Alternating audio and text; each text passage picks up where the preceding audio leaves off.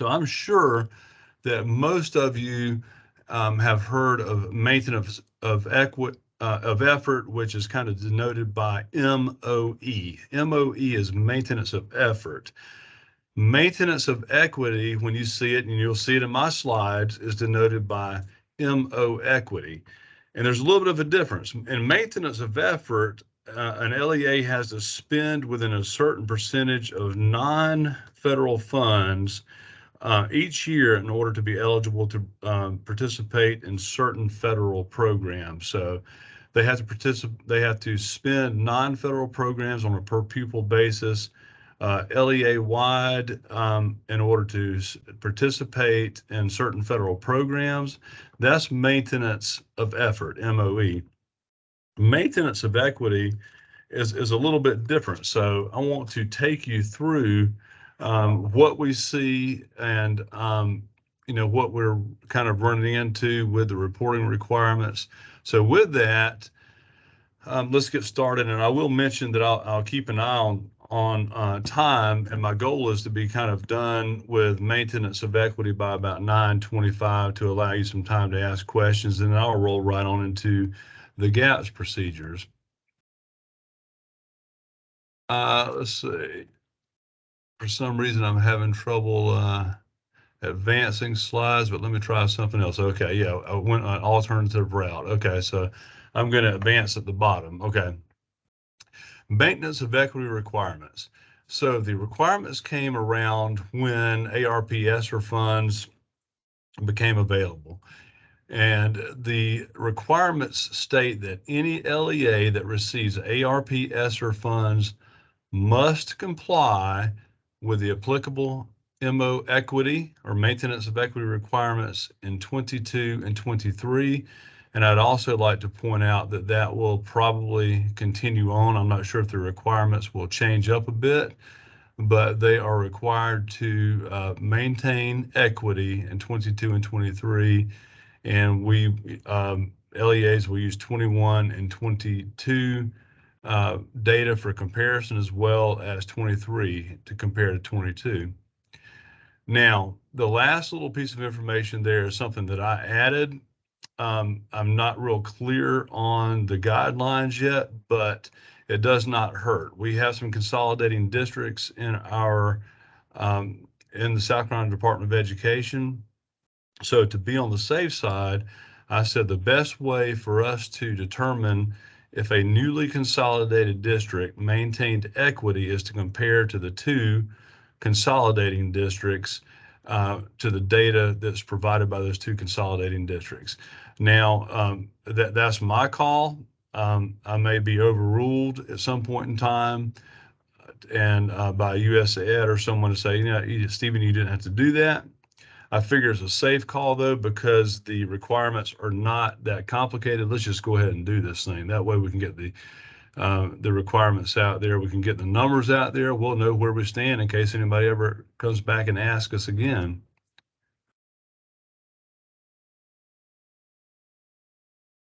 Let's see. Okay, I think I'll have to click again. All right, here we go. Yeah. So maintenance of equity requirements. LEAs, local education agencies, must maintain two types of equity, both types. They must maintain fiscal equity and they must maintain staffing equity.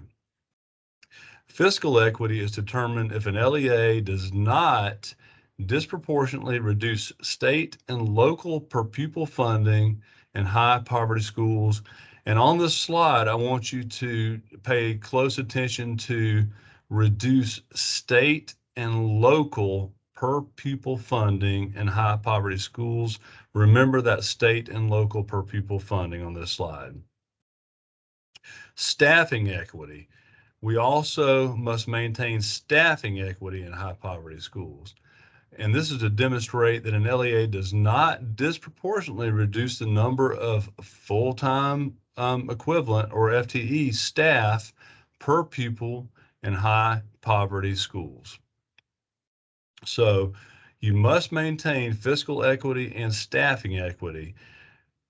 We give you a couple of chances in each of those tests to maintain that equity. And I will explain those tests that you have the opportunity to meet in each of the types of equity, fiscal and staffing equity. And I will admit this gets a little complex as we go through, but I believe the State Department of Education did a really good job of making this easy for the LEAs. Let's go about seeing how we do this. Let's talk about fiscal equity.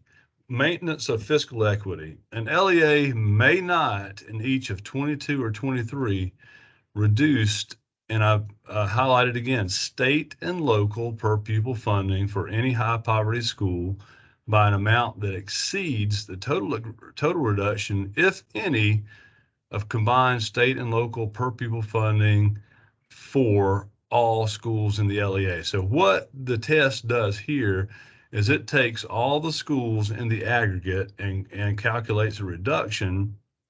And it says that if a school is identified as a high poverty school, it can't have a reduction less than the aggregate in the LEA. So that's pretty much what that means in layman's terms. Maintenance of staffing equity. What does that mean? An LEA may not reduce the number of FTE staff per pupil in any high poverty school by an amount that exceeds the total reduction, if any, of FTE staff per pupil in all schools in the LEA. Again, this means that a high poverty school reduction can't be less than the aggregate school reduction in an LEA. Now, keep in mind, I made a note at the bottom that when it comes to staffing equity, we use, or the guidance gives us the use of FTEs from all funding sources as opposed to funding sources from state and local sources, as you noticed in fiscal equity. I think there's a reason behind that, because if you start, many staff are split funded, and if you start trying to pull apart who is split funded between local and federal, then everything gets convoluted and you don't really get an accurate picture of what is happening if that's the case. So, district-wide or grade span determination. What happens here is an LEA may determine fiscal equity compliance and staffing equity compliance by either district-wide determination or grade span determination. In other words, they have a choice of the method that they want to use to determine if they maintain equity. There's a few tricks to that, and I have my own theories if what I would do if I were in an LEA. Different LEAs have different theories as well, but at least you have a choice, and it opens up your chances for maintaining equity if you follow those choices. So I think I went ahead. Let's see.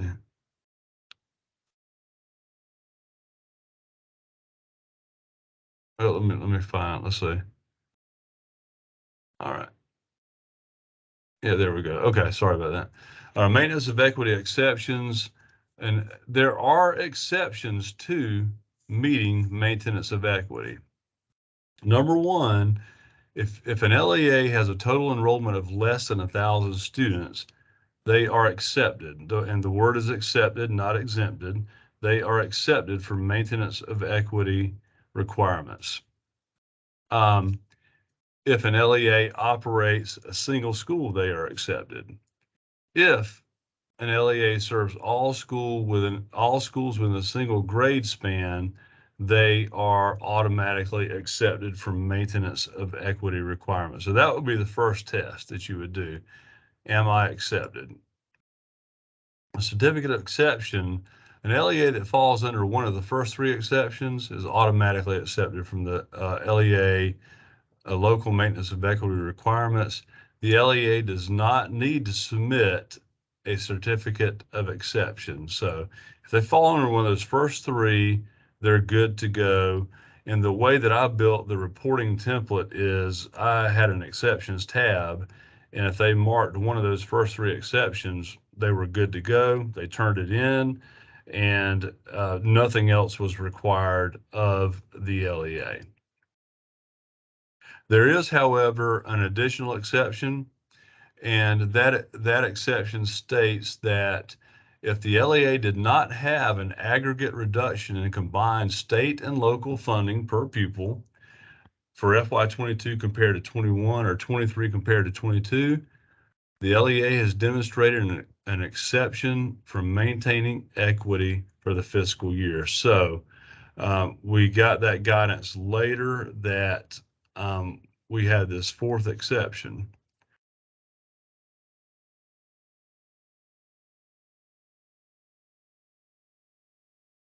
So if an LEA did not have an aggregate reduction in combined state and local per pupil funding, they were accepted. I'm just trying to keep up with my slides here, so I apologize if I go back one. No aggregate reduction basically means if an LEA did not meet one of the original three exceptions, they can demonstrate if it did not have an aggregate reduction in combined state and local per pupil funding in FY22 compared to 21 or 23 compared to FY22, the LEA is accepted for that fiscal year. So what we do, here's a trick. And reading into the guidance, we determined that we are using revenue for the no aggregate reduction. Revenue budgets, not expenditure budgets, because expenditure budgets want to divide out into school locations and things of that nature. So the best way to do this is to use revenue budgets, and the state and local revenue budgets that you would use to determine that revenue would be, I'm not sure if this means a lot to you guys, but 1100 through 1999, 3100 through 3599, 3600 through 3699, 3800 through 3890. I'm not sure why that 9 is not in there. It may be a typo on my part, but you get the idea. 3800s, okay? And 3900 revenues are your state and local revenue sources. So if you can pull together your total revenue in 23 and 22 and your aggregate, you don't have an aggregate reduction from your total state and local revenue between 23 and 22, you're accepted. All you have to do is complete the exceptions tab and turn in a certificate of exception. That certificate of exception does not go to US Ed. It comes to the State Department of Education, and we will keep that on file for you. So, Stephen, yes. real quick, sorry. Someone just requested that you go over slides 10 and 11 again. Sure. And I thought before you went all the way through to the end of this, that it might be better to do it right now for them. Yeah, let's go ahead and do that now. All right. So slide 10 goes back to the no aggregate reduction. It's an exception.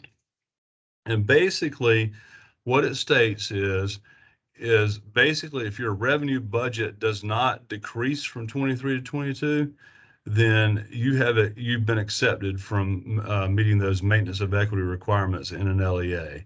That's just a kind of the fancy way. I said it here on the side. I kind of said it in a simpler way there, but if your total revenue budget with state and local sources exceeds in 23 what it did in 22, then you have met that exception.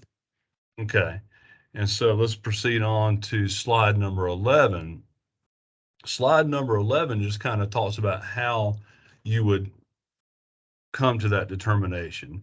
So if you're in an LEA, you would have an approved budget out there already because your state board, your local board approves your budget, and you would have certain revenue codes assigned to state and local revenue. And those revenue codes are highlighted here. There are ranges, because 1100 through 1999 is your local revenue, something that you would get from ad valorem taxes, things of that nature. Your 3100 through 3599 might be state revenue. Your 3600 through 3699 is more state revenue. etc. So those are the revenue codes that you would consider when you have a budget out there by those revenue codes, that if you actually met that aggregate reduction. And the reason that we are using revenue budgets instead of expenditure budgets is going back to the expenditure budgets have certain items that you need to pull out of those budgets, and also wants you to divide it up by school locations. Since this is an aggregate reduction, that we want to show a no aggregate reduction, we don't want to take those things into consideration. So that is kind of a recap of 10 and 11. Does that kind of cover the question that you had? Does that bring a little bit more clarity to that question? They said, so you mentioned earlier the number, the 3890 should probably be 3899, correct? Right. Yeah. I Okay. can't remember why I did that. I don't know if I stopped it. I don't know if I just didn't hit the 9, but I'll have to Yes. go back and look at my revenue codes. But that's probably you're safe to cover the whole range, because everything else covers the whole range. Yeah. But otherwise, they said they got it.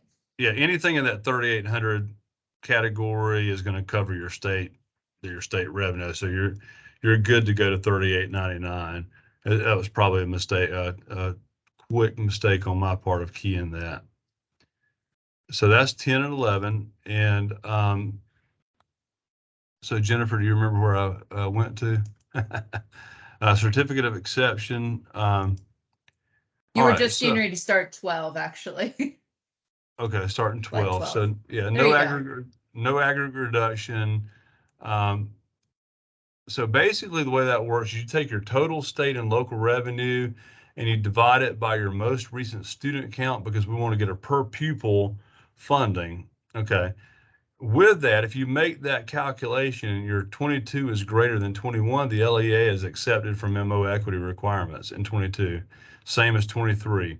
So what I did is I encouraged all LEAs out there to do this exceptions tab first, because when you start getting into that calculator, it gets quite complex. So if you can meet one of these exceptions, yes, you're doing yourself a good favor and saving yourself a lot of time. So if you can meet the exception, good. If you can't, it's not all that complicated to go into the template.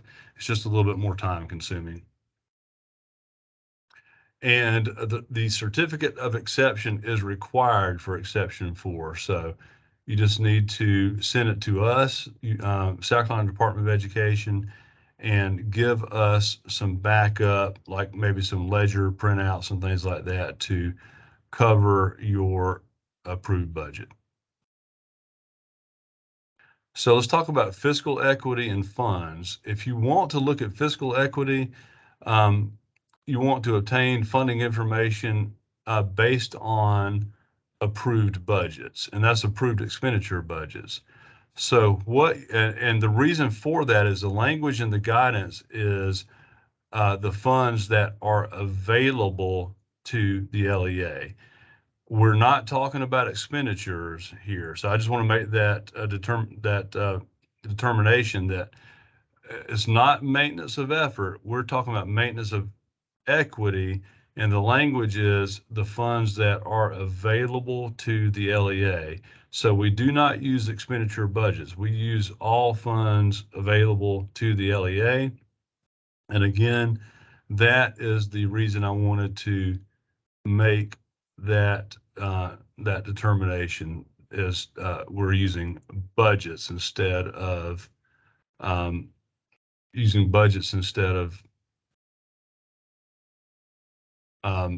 expenditures. Okay, finding my slides again. So fiscal equity, you're using your approved budgets. Now, there are certain exclusions you have to consider when you're using your approved budgets, and I'll talk you through those real quick. You exclude capital outlay. So typically in an LEA accounting system, that your capital outlay is a function 500, that's 500 to 599, covers the whole range. Objects 500 to 599, You also want to exclude debt service, which is usually your fund 4XX, which is 400 to 499.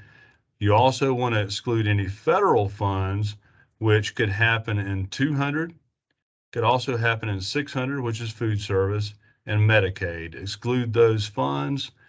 You also want to exclude charitable contributions from private donors. Now, LEAs normally account for these private donations in an 800 level fund. So that's where your private donations are accounted for. You also want to exclude pupil activity. You may have some pupil activity over in the general fund, which is the reason I said function 27X, because it may be 271, 272, 273 if it's in the general fund, or you have a pupil activity fund, which is fund 700. So exclude those things when you are calculating your fiscal equity.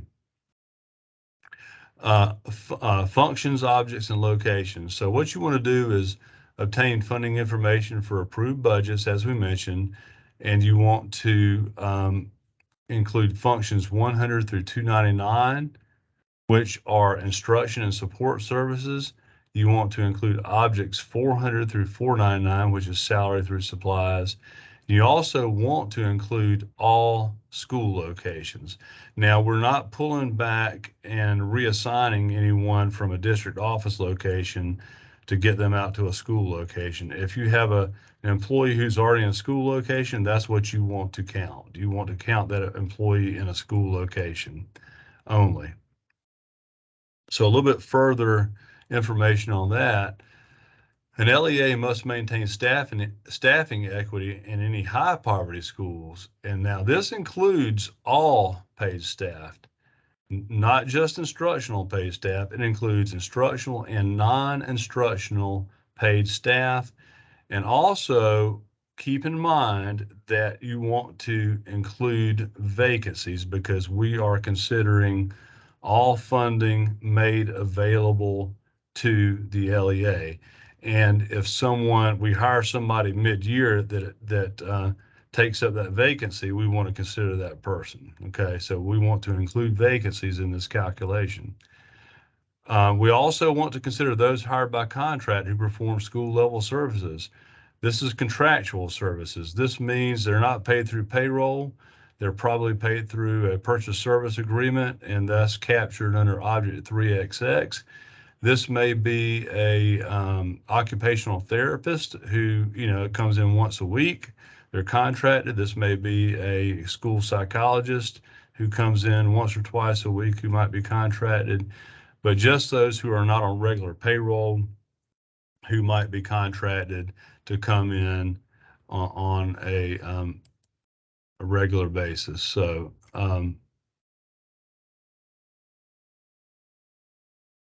yep, okay, I'm catching it. So staffing equity includes continued staff who split their time between more than one school building. So if you have a staff that works part-time at the elementary school and part-time at the high school, you need to take that in consideration where their FTE is included. You also want to include staff in all school locations. Any staff that's assigned to a school location, please consider them in that school location. Now, here's another caveat that I want you to pay attention to. Fiscal equity, we considered state and local funding sources for fiscal equity, right? Now, I mentioned this before, but in staffing equity, we consider all funding sources, unlike fiscal equity, which considers state and local funding sources. And again, the reason behind that is you may have staff that are split funded. So we want to consider all funding sources. A little bit weird, but that's the guidance, and it does make sense if you kind of dig into it a little bit. So I called it a compliance calculator here, but reporting template, compliance calculator. The good thing is there's a lot of guidance that goes along with this maintenance of equity.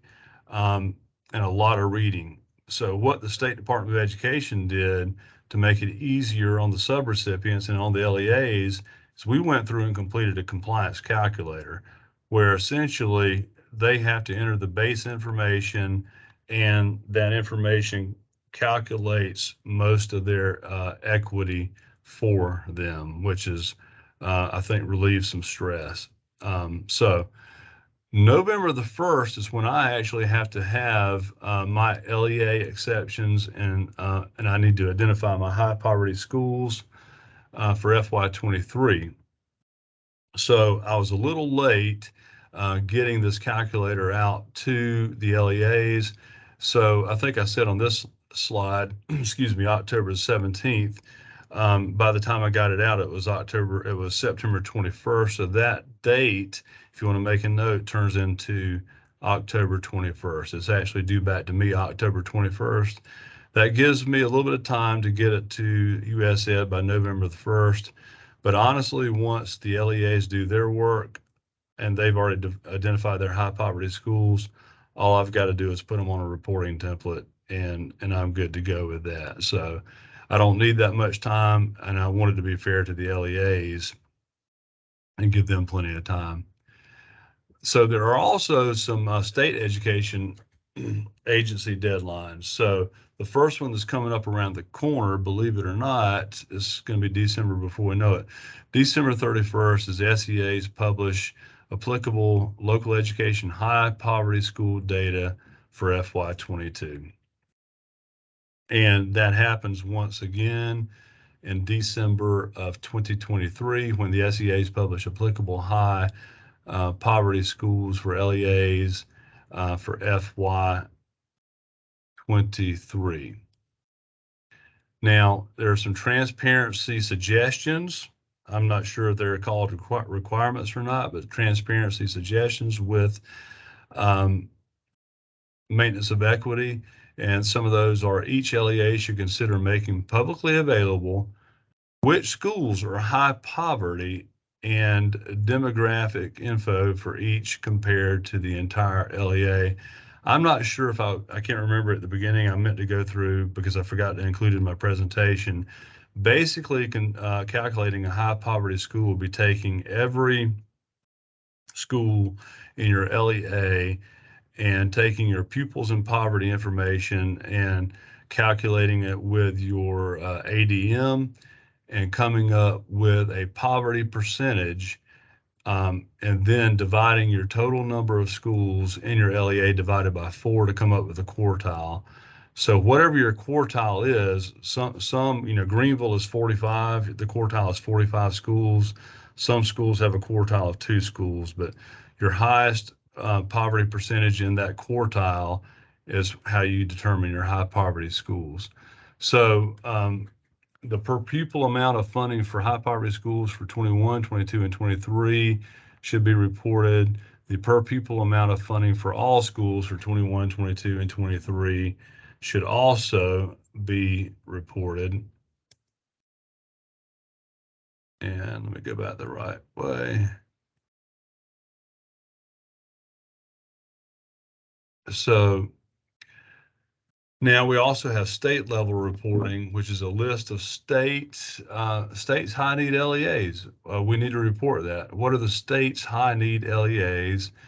The statewide per pupil amount of state funds provided to all LEAs, and the per pupil amount of state funds provided for each high need LEA is required for State Department of Education to report. Also, a list of the state's highest poverty LEAs and the per pupil amount of state funding provided for each of those highest poverty LEAs. So the per pupil amount of funding provided to those high poverty LEAs is required. And a list of the high poverty schools in each LEA in the state for which it must maintain equity. Got to remember I'm on slide 25, so let me go back the other way. Maybe, let's say 25. Okay, I got to remember to go to the right. So with that, and I'm right on time. That's about 10 o'clock. With maintenance of equity, are there any questions in the chat, or do you guys have any questions that you can think of that you would like to ask before we move on to the next presentation? Stephen, there have been a few questions. The only time I interrupted you was when they specifically asked for those 2 slides. But otherwise I thought I'd wait until you were ready. The first one we have was pertaining to slide 5, talking about staffing equity. Right. Okay. And the question was, why is this not a rule for all schools? And I didn't know if you could give more on that. Sure. I'll try not to go back to slide 5. I'll try to talk through that.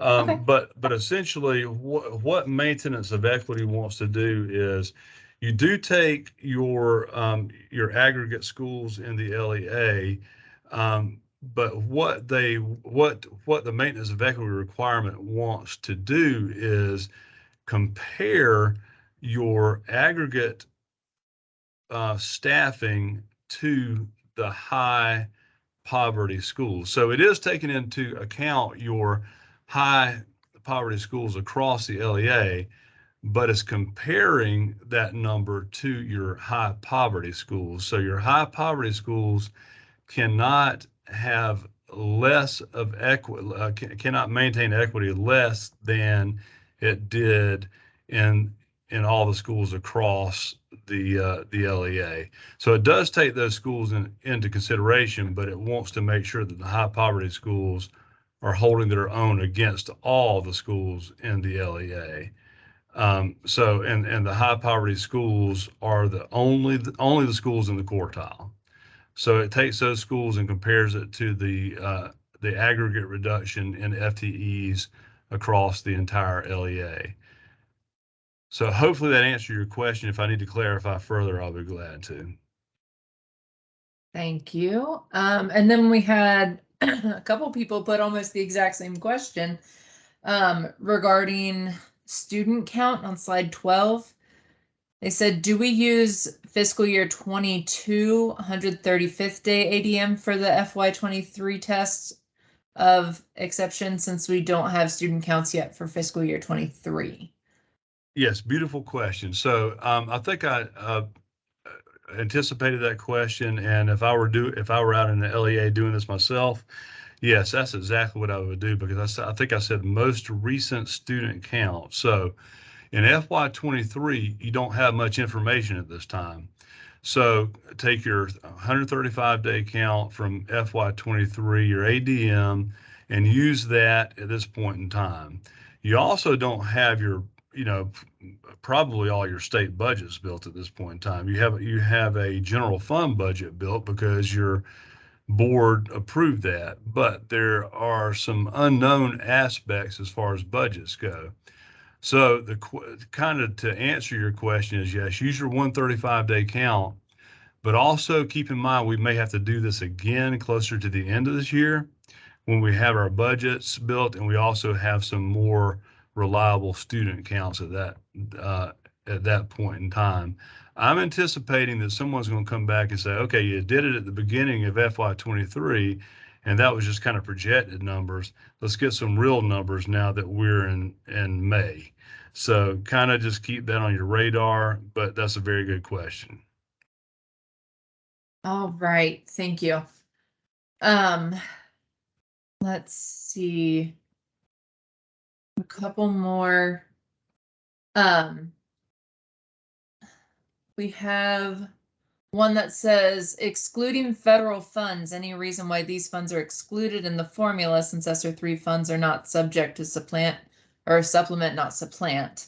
And that was around slide 17, which Right. So yeah, 17, I believe was, and I'll go back if I don't clarify. Staffing equity. All right. So staffing equity, we actually do. Let me go back to that slide. Let's see. I'm on slide 27. So let me just make sure I can navigate back to 17. But in staffing equity, believe it or not, we actually do consider all funding sources, which does include your federal funds. In fiscal equity, we do not include federal funds. So we only include total state and local funds in our fiscal equity. But in staffing equity, we want to consider staff across all funding sources, which includes your federal funds. Okay. So hopefully that answers your question. If not, feel free to reach back out. Did that answer right? She said, right, the statement question is for funding equity. My apologies. Okay, so Not for staff. funding equity, we were given the guidance to, through USAID, to include only state and local funding sources. And those state and funding sources must be the funding sources made available to the LEA. So a good question as to why.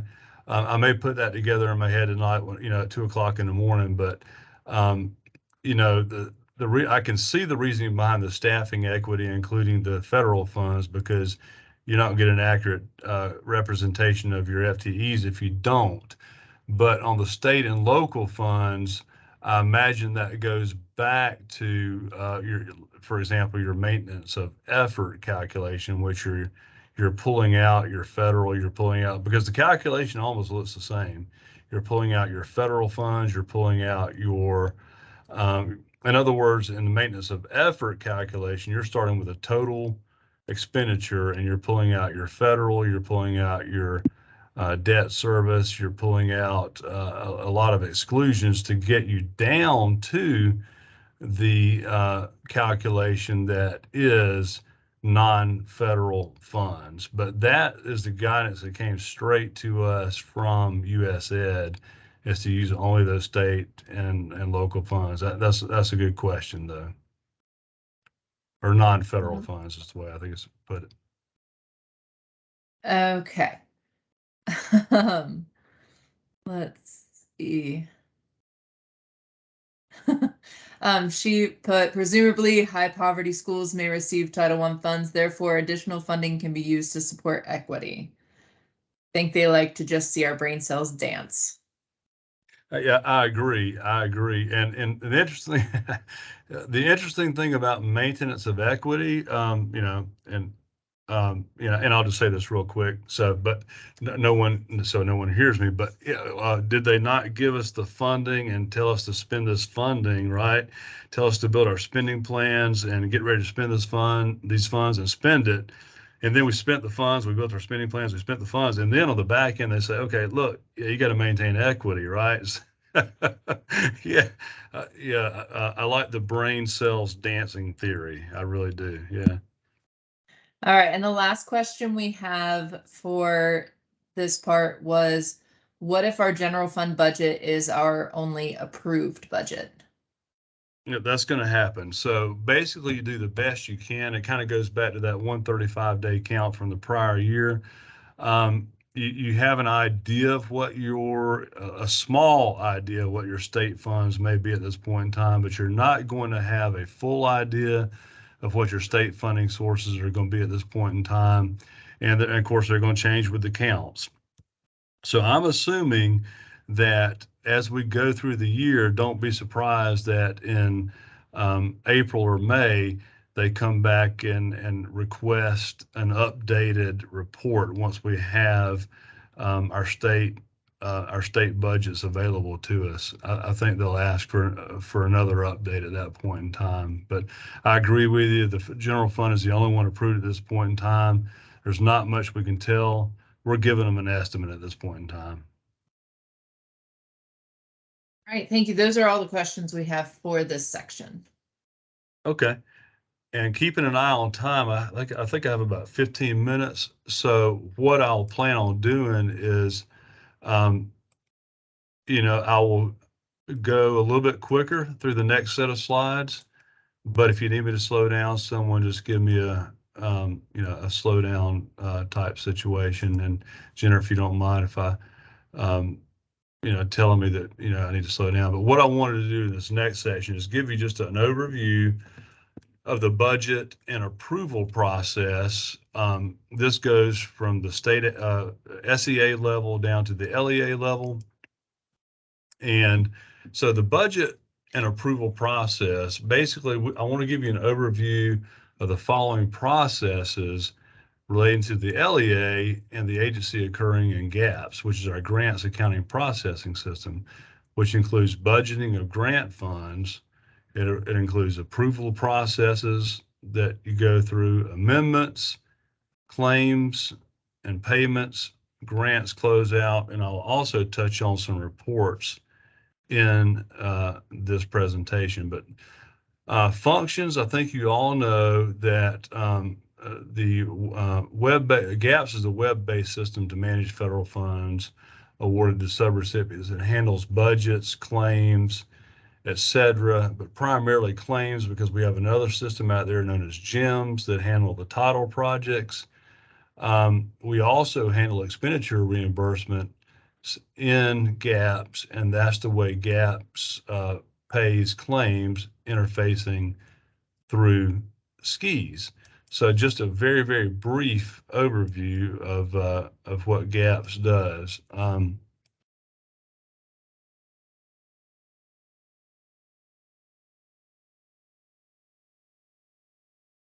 So payments are made through interface with SKIS. There are roles in GAPS, and so I'll run through those really, really quickly. For each sub-grant, there are 3 different individuals in an LEA that should have roles. The grant coordinator, in my opinion, this is my opinion. I won't even say professional opinion, but a grant coordinator is a person who knows the programmatic side of the grant. I don't foresee this person being in a finance office. I see this person handling a grant on the programmatic side. They know what's allowable in a grant. You know, that person is maybe outside of the finance office. You have a subrecipient finance who is in the finance, probably holds a finance role, and that person approves budgets and enters expenditure claims. So that person actually enters the claims. They approve the budgets that are sent in from the grant coordinator and enter claims. And then we have a grant accounting finance approver who is a finance role, and they approve those claims for separation of duties that the subrecipient finance has actually entered. You can actually have 2 people per role, maybe assigned to a single grant, so you have a backup if you need it. One person, though, may only have 1 role per grant because you can't have dueling roles in a grant. So the setup goes like this. Grants accounting receives notice of an approval from the program office. If we have a grant, if you have a grant there, we get notice of approval. The program office sends over a subaward notification in GAPS and an upload spreadsheet in GAPS, and the grant accountant reviews for accuracy. So they review that GAN and that upload spreadsheet for accuracy to make sure that it is accurate and good to go.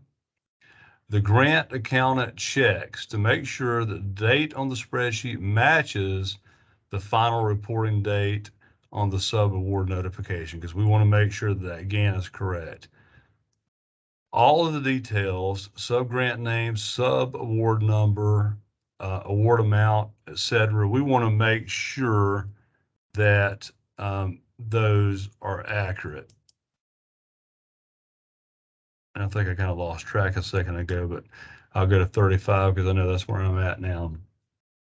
The upload spreadsheet, if the subaward notification in GAPS upload spreadsheet matches, the grant accountant forwards the information to the grants accounting manager to upload into GAPS. And I want to take a second here to give you a caveat real quick. If all of you don't know, GAPS, the current system that we use to process payments and amendments, will be going away shortly. So this presentation is based on GAPS, but we will soon be using a program called GovGrants that should give us a higher functionality for all of these things, higher reporting functionality, etc. But I just kind of wanted to use GAPS to give you an overview of how this process actually works.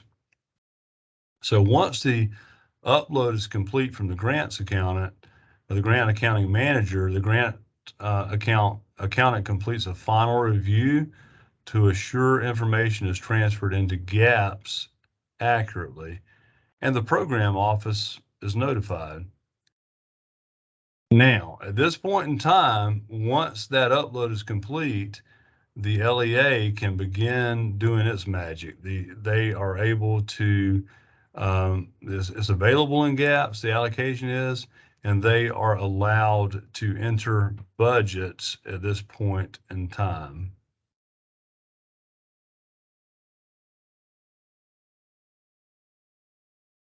Budgets entered into GAPS should correspond with the GAN and allowable categories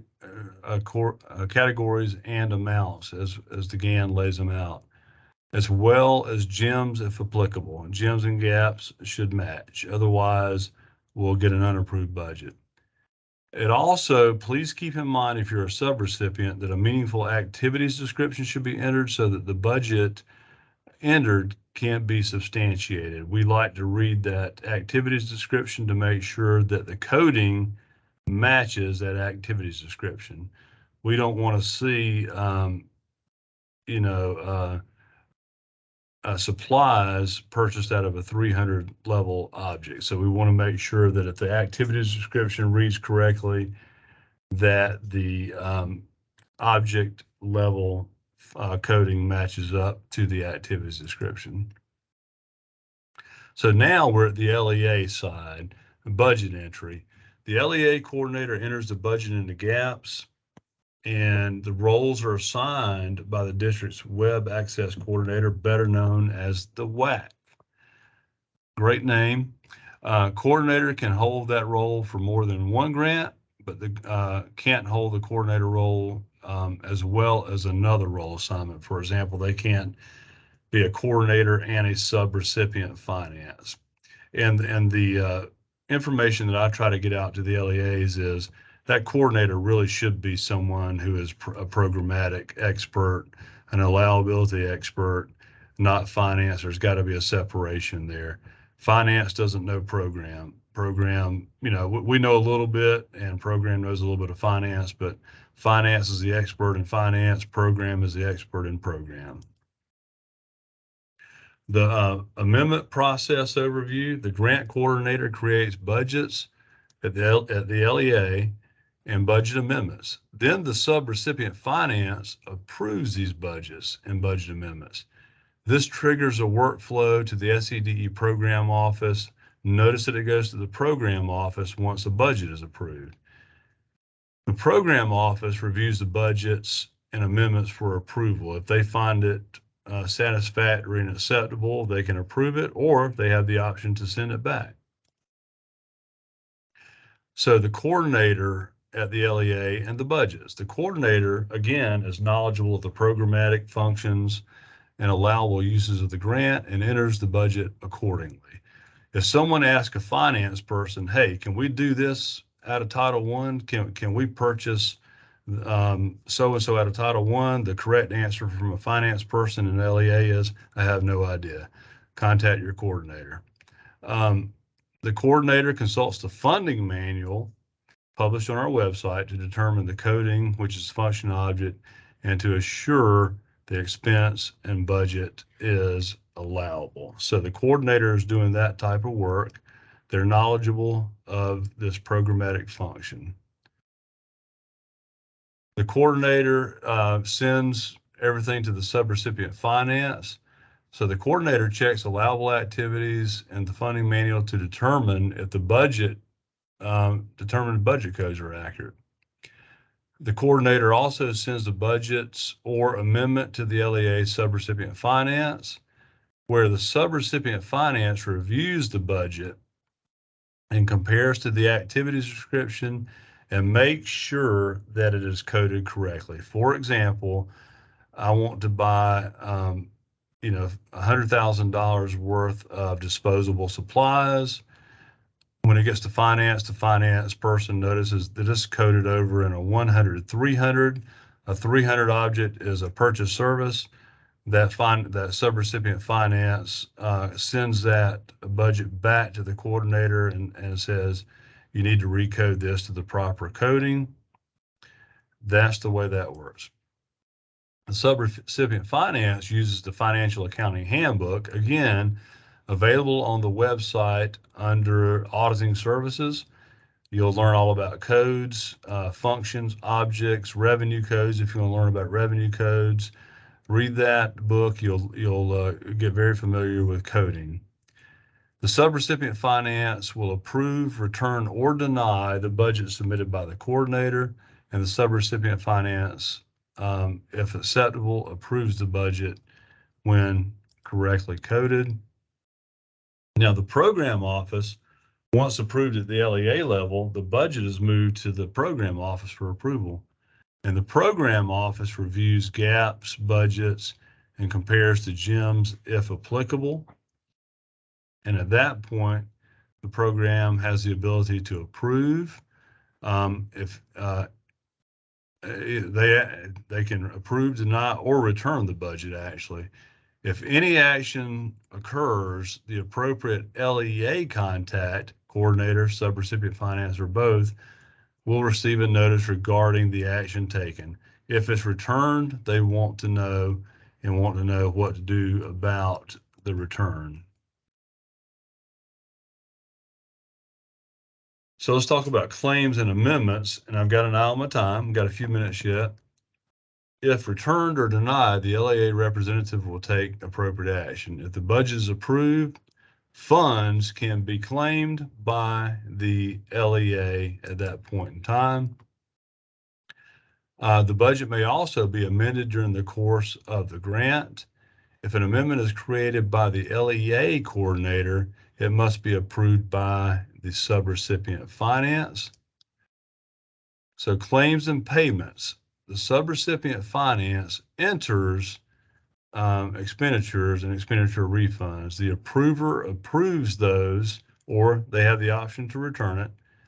And the SCDE Grants Accounting Office receives the claim for review approval once approved by the LEA. As a note and a caveat, the claim must appear as submitted to SCDE Finance to be considered for approval. Here are your quarterly claim dates. You have 45 days. The subrecipient has 45 days after the close of the quarter to make a claim. So if your quarter closes on September the 30th, they have until November the 15th to claim. And the big one down here on June 30th, that's the fiscal year-end close date. So they have until August the 15th to make that claim. Under no circumstances can we accept a claim after that August the 15th deadline. And basically that deadline is static. It never changes, whether it's a Sunday, Saturday, whatever. It's always August the 15th. Unless there's an earlier deadline noted on the GAN. 45 days to pay invoices for goods or services received by June 30th on a closeout period, so that those invoices or payroll can be accrued back to June 30th. And again, that wonderful statement that says we cannot allow past August 15th for final claims to be made. And again, another caveat, some grants may require, as in particular your state grants, may require an earlier claim date. Amendment deadlines are easily set in a range.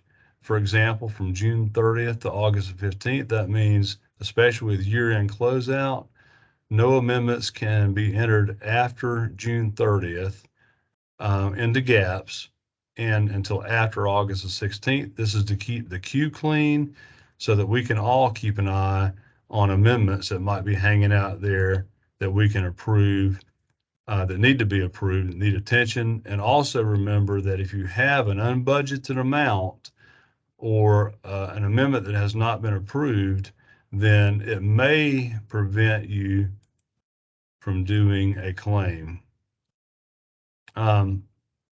So GAPS reports. LEAs can use GAPS reports to assure all claims have been submitted to the SCDE Finance, all amendments have been approved, and there are no unbudgeted amounts remaining.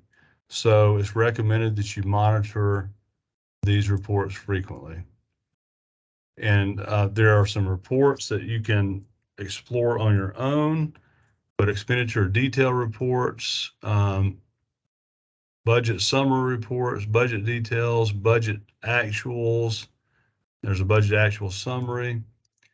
There are expenditure summary, expenditure details, expenditure refund details, and the budget actual reports. I give you a breakdown here of what it actually contains. Expenditure summary report, what it actually contains. The expenditure detail report, what it contains, and the expenditure refund report, what it contains. And yeah, run them often.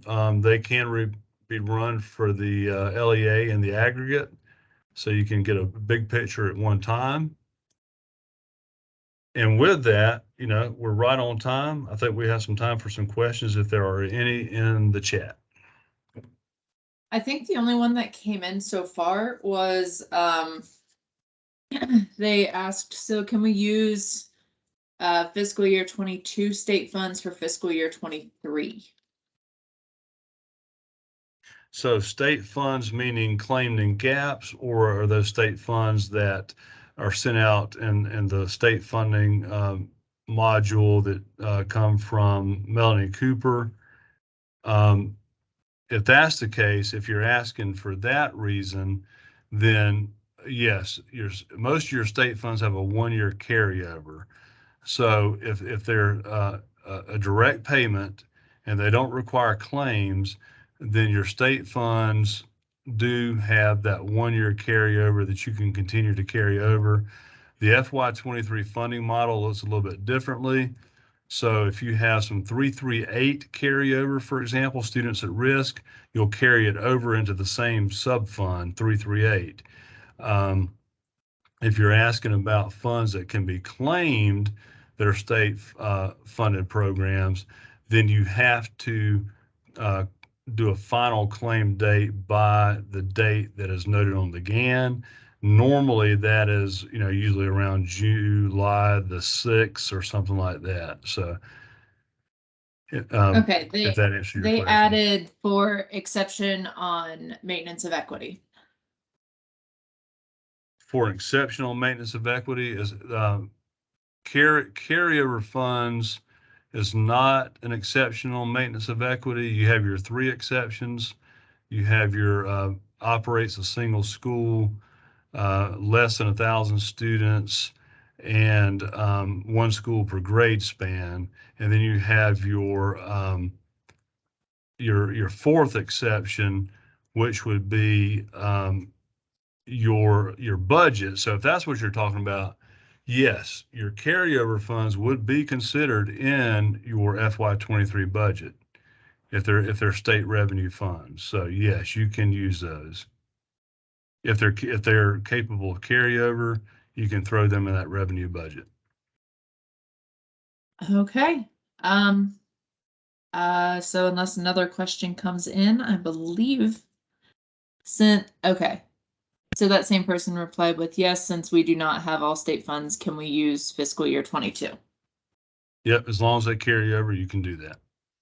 Let them carry over, defer your revenue to 23, and that is fully acceptable because that will be part of your 23 budget. Okay.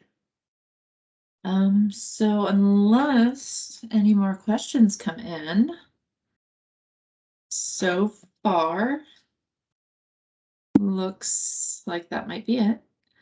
And if that's the case, I think that's everything. So thank you so much, Stephen. That was very informative. His slides will be made available, like the other slides, as soon as they are accessible, so that you can have all of this wonderful information, so that we do not kind of mess up the rest of the day in our schedule. We are still going to take our break and come back at 10:45, I believe is what I told you. Yes, at 10:45. So if you have any of those emails you need to answer, I know I've had a few come in, or you need to go get more coffee, go for it. We will start back up at 10:45.